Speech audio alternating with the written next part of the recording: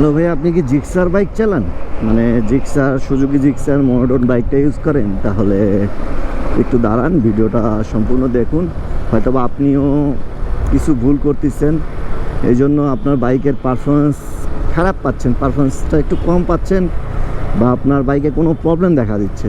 তো ভিডিওটা সম্পূর্ণ দেখুন, তাহলে আশা করি হয়তো বা কিছু জানবেন, নতুন কিছু জানবেন, বা আপনার কোনো বাইকে যদি কোনো প্রবলেম দেখা দেয়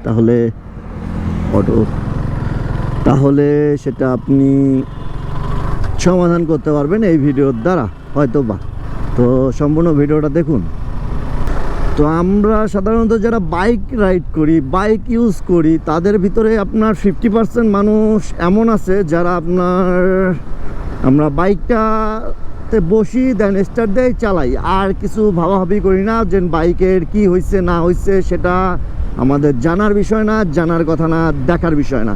তো আমরা বাইক আছে আমি বাইকে বসবো, স্টার্ট দেবো, বাইক চালাবো, আমরা সাধারণত এটাই মনে করে থাকি, এটাই করে থাকি।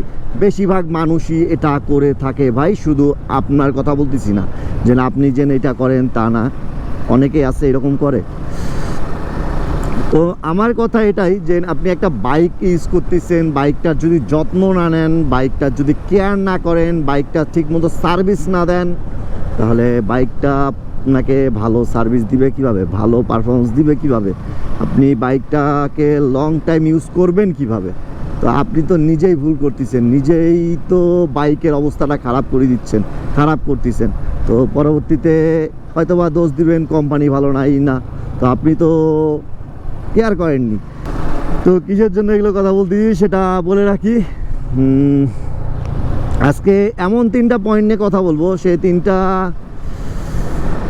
কম বেশি সব বাইকই করে থাকে, সব বাইকাররাই করে থাকে। সেটা দেখছি অনেক ফ্রেন্ড সার্কেলরাও আছে, তারাও এই ধরনেরই এই কাজগুলোই করে থাকে। তাদের কাছ থেকেই পরামর্শ নিয়ে, তাদের কাছ থেকেই দেখে শুনে এই ভিডিওটা বানানো আজকে। তো যেটা বলতেছিলাম, সর্বপ্রথম যে কাজটা কম বেশি সবাই করে থাকে, সেই কাজটা হলো নিয়মিত সার্ভিস দেয় না, ঠিক মতো সার্ভিস দেয় না, সময় মতো সার্ভিস দেয় না ভাই।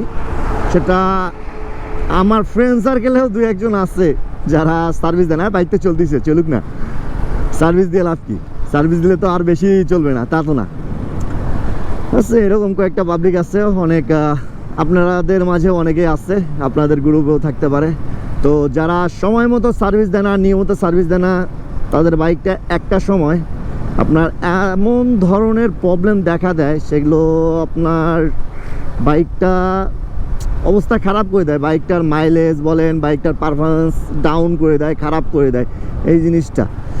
তো আপনারা চেষ্টা করবেন সময় মতো সার্ভিস দেওয়ার, আর নিয়মিত আপনার বাইকটা সার্ভিস দেওয়ার। তো আপনারা একটা মাস ঠিক করবেন, বা আপনার একটা কিলোমিটার সেট করবেন যে এই কিলোমিটার পর পর আপনারা সার্ভিস দিবেন। তো সাধারণত আমি যেটা মনে করি, আপনারা যদি 2000 থেকে 3000 কিলোমিটারের মধ্যে একটা সার্ভিস দিতে পারেন, নর্মাল সার্ভিস দিতে পারেন, তাহলে আপনার বাইকটার জন্য ভালো। আর তাও যদি না পারেন, তাহলে 2 থেকে 3 মাসের ভিতরে আপনার একটা সার্ভিস দেওয়াটা বেটার। বাইকের জন্য একটা সার্ভিস প্রয়োজন ভাই, সেটা আগের ভিডিওগুলোতেও বলছি আমি, যে একটা মানুষের জন্য স্বাস্থ্য চিকিৎসা যতটা প্রয়োজন, ততটাই প্রয়োজন আপনার একটা বাইকের জন্য সার্ভিস। তো আপনি আপনার বাইকটাকে যত ভালোভাবেই রাখতে পারবেন, পরবর্তীতে তত ভালো আপনাকে পারফরমেন্স দেবে, তত ফিডব্যাক পাবেন আপনার সেই বাইকটার থেকে। তো 2 নম্বর পয়েন্টটা হলো আপনার খারাপ তেল। আমরা তো ভাই বুঝি না, অনেকেই বুঝি না যে এই পাম্পের তেল ভালো কি না, খারাপও হইতে পারে বা ভালো হইতে পারে, তা তো জানি না। আমাদের বাইকে তেল নিয়ে নেই, তেল শেষ, তেল নিয়েই নেওয়া লাগবে আপনি ভাই। তো এই খারাপ তেলের কারণে আপনার ট্যাঙ্কে বা আপনার বাইকে অনেক ধরনের প্রবলেম দেখা দিতে পারে। এমনও হইতে পারে যে আপনার বাইকের ট্যাঙ্কটা খুলে ওয়াশ করাইতে হবে যদি আপনার বাইকে খারাপ তেল পড়ে, ভেজাল তেল পড়ে। তো সবসময় চেষ্টা করবেন যে ভালো পাম্প থেকে তেল নেওয়ার, ভালো একটা জায়গা থেকে তেল নেওয়ার, যে জায়গাগুলো বিশ্বস্ত, যে পাম্পগুলো বিশ্বস্ত।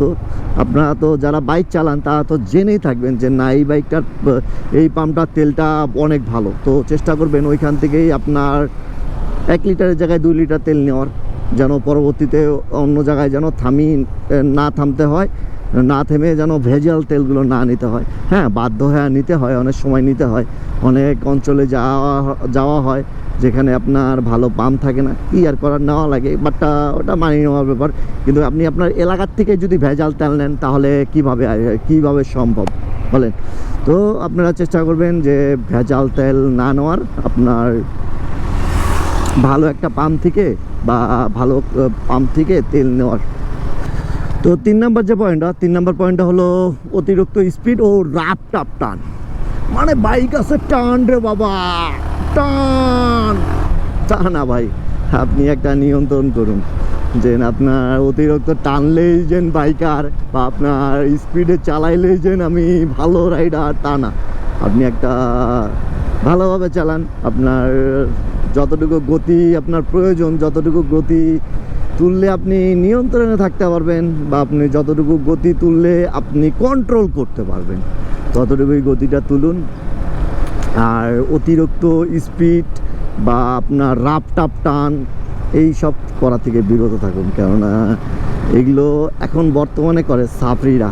আর ধরেন একটা বাইকে যে ধরেন আপনার হুট করে প্রেশার দিয়ে দিলেন, টান, আপনার বাইকের ইঞ্জিনে প্রভাব পড়বে। তখন আপনার বাইকটা একটু চালান দেন, আস্তে আস্তে স্পিডটা তুলুন, তখন ভালো লাগবে। যদি ধরেন এই যে আমি ধরেন এই যে আমার গাড়ি 30-এ টান রে, এই যে গাড়ির শব্দটা শুনুন, এই শব্দটাতেই তো আপনার ইঞ্জিনে প্রভাব ফেলতেছে, এই জিনিসটাই তো খারাপ লাগবে তখন। তো পরবর্তীতে এই জিনিসটাই প্রবলেম দেখা দেবে আপনার ইঞ্জিনের, ছোট প্রবলেম থেকে এমন একটা বড় প্রবলেমে ক্রিয়েট করবে। তো সেই জিনিসটা আপনার অনেক বড় একটা অ্যামাউন্ট চলে যাবে আপনার পকেট থেকে। তো এই জন্য বললাম প্রথম থেকে, দ্বিতীয় নম্বর যে পয়েন্টটা বললাম, সার্ভিস দিন। তো নিয়মিত সার্ভিস দিন, দেখুন যে আপনার ছোটোখাটো যেগুলো প্রবলেম সেগুলো আপনার পকেট থেকে যাচ্ছে 10 টাকা 20 টাকা, আর সেই প্রবলেমটাই যদি বড় হয় তখন আপনার দেখবেন যে না, সেই 10 টাকা 20 টাকার জায়গায় আমার 200 টাকা চলে গেল, মানে অ্যামাউন্টটা তখন বেশি যাচ্ছে, আপনার প্রবলেমটাও বড় হয়ে গেল। এই যেটা বললাম যে রাফ টাপ টানের কথা, যেটাই বলতেছিলাম, অনেকেই করে কি আপনার বাইকে উঠে দেন কোনো দেখা দেখি না, এই টান, শুধু টানতে আসে, বাইকের যে কি হচ্ছে না হচ্ছে সেটা দেখার বিষয় না তাদের।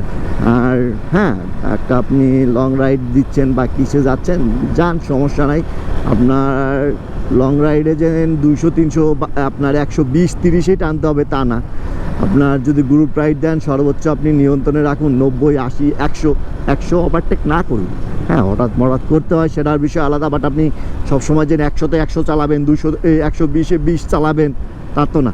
হ্যাঁ, আপনি নিয়ন্ত্রণে থাকুন, তাহলে ভালো। তো মোটামুটি এই 3টা ভুলই কম বেশি সব রাইডারই করে থাকে, আমিও আগে করছিলাম। যারা জানে না, মানে ধরেন নতুনরাও এই জিনিসটা বেশিরভাগ করে থাকে, যারা ধরেন রিসেন্ট বাইক কিনছেন, নতুন বাইক কিনছেন, এর আগে হয়তো বাইকটাই ওরকমভাবে চালাননি বা কেনেননি, তারাও এই জিনিসটা করে থাকেন হয়তো বা। তাদেরকে বলে দেই যে এই জিনিসটা করা থেকে সতর্ক থাকবেন, এতে করে আপনার বাইকের জন্যই ভালো আর আপনার পকেটের জন্যও ভালো।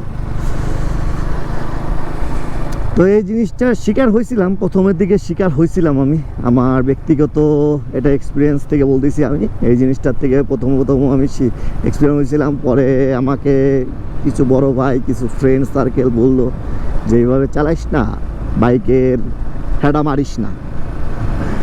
তো তারপরে থেকে সতর্ক হইলাম, না দেখলাম, ই করলাম, অনেক কিছু জানলাম, অনেক কিছু শিখলাম। মানে হ্যাঁ, এর থেকে আপনাদেরকে এখন আমি জানাইলাম, আপনারা অন্যজনকে জানাবেন, এইভাবেই শিখবে সবাই। তো আজকের মতো এখানেই শেষ করতেছি ভিডিওটা। আর যদি ভিডিওটা ভালো লেগে থাকে তাহলে অবশ্যই কমেন্টে আমাকে জানাই দিন। আর ততক্ষণ পর্যন্ত ভালো থাকুন, সুস্থ থাকুন এবং সাবধানে থাকুন। তো আমি এখন আসি, টাটা, আল্লাহ হাফেজ।